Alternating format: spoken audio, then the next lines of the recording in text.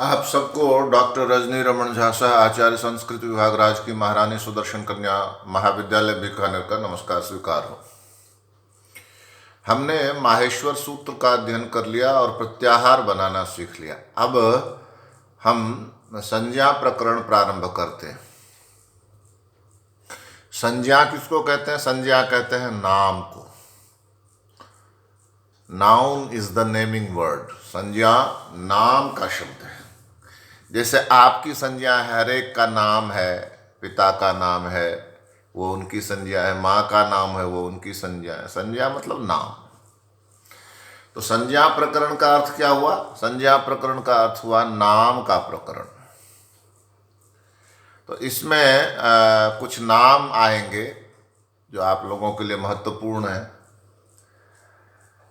तो एक तो संज्ञा या नाम होती है और एक कहते हैं संज्ञा शून्य हो गया। जिससे जैसे संज्ञा शून्य हो गया मतलब उसकी सोचने समझने की शक्ति समाप्त हो गई। संज्ञा वापस लौटी मतलब उसके सोचने समझने की शक्ति वापस लौटी। तो वह है, यहाँ यह अर्थ नहीं है। यहाँ संज्ञा का अर्थ है नाम। तो इसमें हमने यह पढ़ना है कि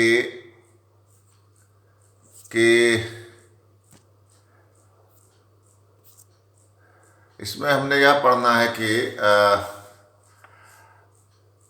कौन से कुछ विशेष शब्द आए हैं और वो क्या अर्थ बताते हैं। तो जैसे इसमें पहला सूत्र है हलन्त्यम। पहला सूत्र क्या है? हलन्त्यम।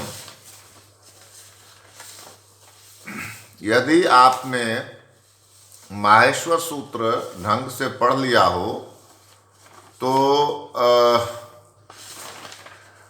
हमने यह देखा था, जैसे मान लीजिए हम अच बनाते हैं तो अच बनाते हैं तो क्या करते हैं? अ से शुरू होकर अयोच तक जाते हैं, च तक। तो कौन कौन से शब्द आते हैं इसमें? अ, ई, उ, री, लृ, ए, ओ, ऐ, औ।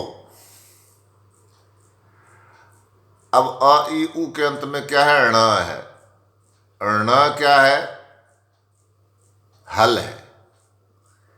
हाय वरट के ह से लेकर हल के ल तक चले थे ना, तो इसको हल कहते हैं। हल और अंत में भी है। अ, ई, उ, ण, हल अंत में भी है। तो जो अंत में भी है और हल भी है उसी को कहते हैं हलन्त्य। जो अंत्य वर्ण है और हल भी है, यानी कि अंतिम भी है और व्यंजन भी है, तो उसको कहते हैं हलन्त्यम। और उसकी इत संज्ञा होती है। यह लीजिए पहला शब्द आ गया, उसकी क्या संज्ञा होती है? इत संज्ञा। उसको क्या कहेंगे? इत संज्ञक। इत कहेंगे, इत कहेंगे या इत संज्ञक कहेंगे। तो इसकी इत संज्ञा हो जाती है, यानी जितने भी अंतिम हल हैं उपदेश में, यानी कि माहेश्वर सूत्र में, प्रत्यय में, आगम में, आदेश में उणादिगण होते हैं,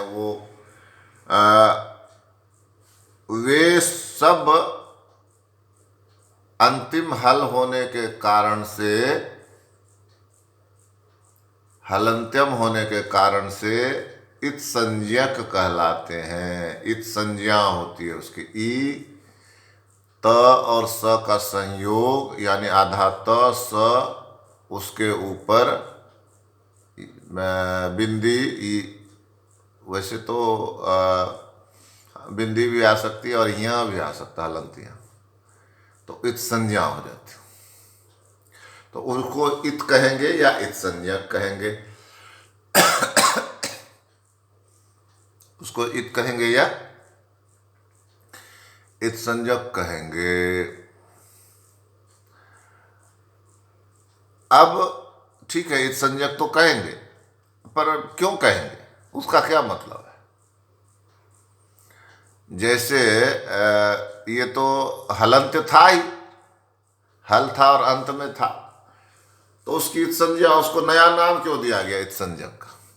तो कहा कि तस्य लोप सूत्र से उसका लोप होगा। जिसकी भी इत संज्ञा होगी तस्य लोप सूत्र से उसका लोप हो जाएगा। अब हम वापस चलते हैं उस पर, माहेश्वर सूत्र पर। उसमें क्या है? अ ई ऊर्ण रील रिक ए ओंग ऐ औच। सबके अंत में अयुण के अंत में ण है, हलंत्य है। रील रिक के अंत में क है, हलंत है। एओंग में ङ है, हलंत है। अयोच में च है, हलंत है। तो इन सब की इत संज्ञा हो गई और तस्य लोप से उनका लोप हो गया। तो इसीलिए जब अण कहते हैं तो अ ई उ बचता है, अक कहते हैं तो अ ई उ रील री, ण और क दोनों चले जाते हैं, और अच कहते हैं तो अ ई उ रील री ए ओ ऐ ओ, सारे जो हलंत है उनका लोप हो जाता है, क्योंकि उनके इत संज्ञा हो जाती है, और इत संज्ञा होने से तस्य लोप से उनका लोप हो जाता है। यही है हलंत्यम सूत्र का अर्थ। इसके बाद दूसरा सूत्र आता है अदर्शनम लोपः। आप लोगों को भेजा जा चुका है, उसमें आप देखिएगा। अदर्शनम लोपः सामने रख के इसको देखेंगे, ये है ना सामने, इसको सामने रख के देखेंगे आगे, और फिर मेरा वीडियो सुनेंगे तो आपको समझ में आने लगेगा। तो अदर्शनम लोपः में क्या कहा कि जो विद्यमान है किंतु दिखाई या सुनाई नहीं देता उसको लोप कहते हैं। हमने पढ़ा ना अ ई ऊण रील री ङ रील रिक एओंग अयोच। तो इत संज्ञा हुई ण की हलंत्यम से, तस्य लोप से उसका लोप हो गया, तस्य लोप से उसका लोप हो गया। तो अब प्रश्न उठा कि ये लोप क्या है? लोप अगर ये न चला ही गया तो खत्म हो गया क्या? यदि आपने कहा लोप हो गया तो लोप का मतलब समाप्त हो गया क्या? कहते नहीं, समाप्त नहीं हुआ, वह विद्यमान है, गया नहीं है, किंतु वह दिखाई नहीं देता। यानी अ ई उ जो कह रहे हैं इसमें न विद्यमान है लेकिन वह दिखाई नहीं देता। अ ई उ रील री ए ओ ऐ ओ, तो इसमें न क ङ और च दिखाई नहीं दे रहे हैं पर वो हैं। क्या अर्थ हुआ इसका? इसको समझिए। जब मैंने कहा कि आप अण बनाइए तो अण में क्या हुआ? अ ई उ तक ले लिया, न ललितम सूत्र से संज्ञा हो गई, और तस्य लोप से उसका लोप हो गया और न खत्म हो गया, बचा क्या? अ ई उ। तो यह यहां पर न है, न गया नहीं है, यहां पर न है। प्रश्न उठता है कि इसको कैसे समझा जाए करना है? तो इसको ऐसे समझा जाए कि कोई यदि कहे कि अ ई उ किस में आता है, कौन सा प्रत्याहार है अ ई उ? अण है कि अक है कि अच है कि अट है? तो हम देखेंगे कि अ ई उ कहाँ तक है? ण जहाँ तक है, अ ई उण, ण जहाँ तक है ना, ऐ उण, ये उससे आगे नहीं बढ़ रहा। मान लीजिए हमने पूछा, किसी ने पूछा कि अक प्रत्याहार क्या है, तो अक मतलब अ ई उ रील री, ये कौन सा प्रत्याहार है? तो कहना पड़ेगा अ ई उ रील री अक प्रत्याहार है। बढ़ नहीं सकते ना, क्योंकि वो क उपस्थित है कि यहीं तक है, अक प्रत्याहार यहीं तक है। इसलिए यह मानना चाहिए कि ये उपस्थित हैं लेकिन दिखाई नहीं देते हैं। ऐ उण में ण उपस्थित है, अ ई उ में ण उपस्थित है, दिखाई नहीं दे रहा। अक में अ ई उ री ली ण भी उपस्थित है और क भी उपस्थित है किंतु दिखाई नहीं दे रहा। इसी को कहते हैं अदर्शनम लोपः, जो विद्यमान है किंतु दिखाई नहीं दे रहा।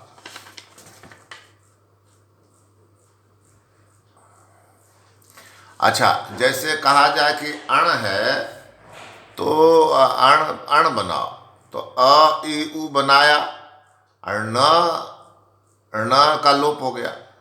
तो जब लोप ही हो गया तो उसको आगे बढ़ सकते हैं ना, अ ई उ री ली ए ओ। कहते नहीं, वह लुप्त तो भले ही हुआ है लेकिन उसने वह विद्यमान है, उसने सीमा बांध रखी है अ ई उ की, यहीं तक आप होंगे, री ली नहीं ले सकते आप। ठीक है, तो इस तरह से अदर्शनम लोप हुआ। अब इसके बाद आता है तस्य लोपः। यहां पर तस्य आया किसके लिए? इत संज्ञक के लिए, उसका लोप होता है। किसका लोप होता है? तो हलंत्यम सूत्र ने क्या कहा था कि जो उपदेश में यानी माहेश्वर सूत्र में, प्रत्यय में, आगम में, उणादि सूत्रों में, इन सब में जो अंतिम हल है उसकी इत संज्ञा होती है। जो अंतिम हल है उसकी क्या होती है? इत संज्ञा होती है।